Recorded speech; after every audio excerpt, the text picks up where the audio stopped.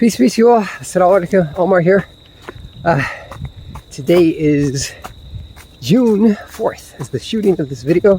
I had to truncate my long run, so it's only going to be about 3.5 miles today.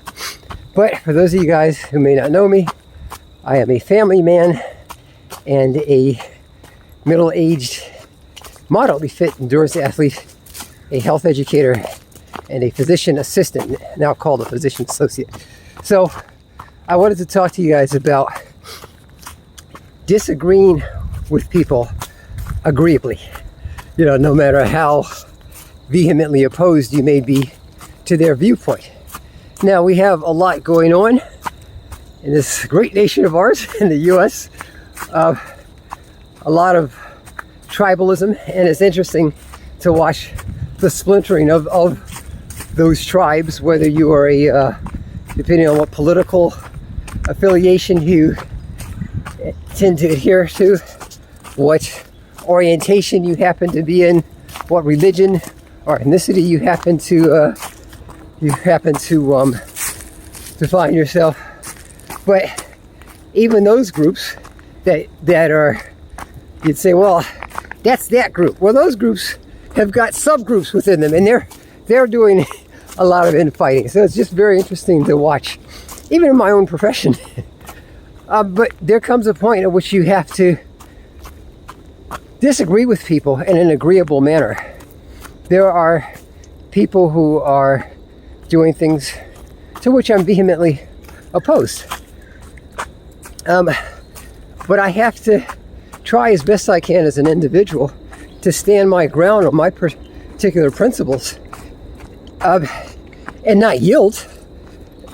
You know, it's your right to stand your ground. You know, as long as if you're not hurting anybody, and that definition even has become widened. But you got to decide how far you're going to disagree with somebody. I notice now there's name calling, and we have, we're well into the internet age.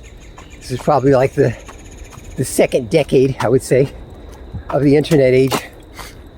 There's new platforms. Every week it seems like there's some new platform, internet platform.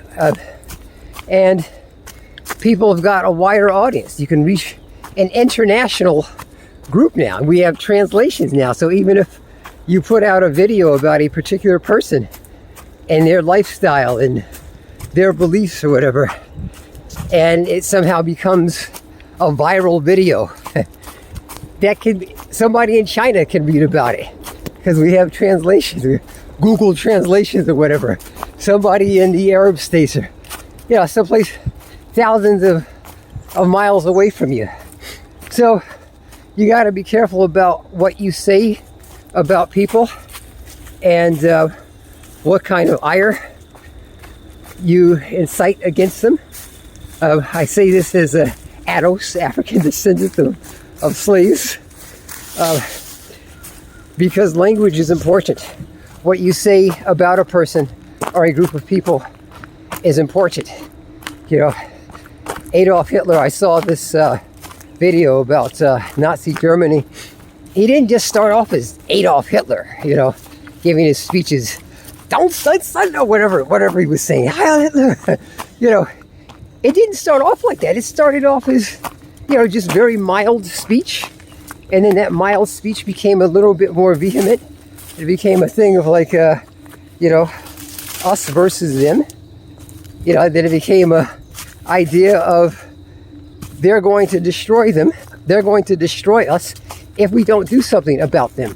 Speaking about Jews and others, gypsies, people who had mental disabilities, the few black folks that were in Nazi Germany. It started from very, very mild speech, and it became a Holocaust.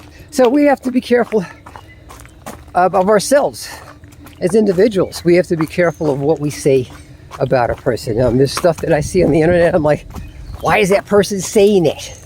Clearly, from my perspective, that's not true.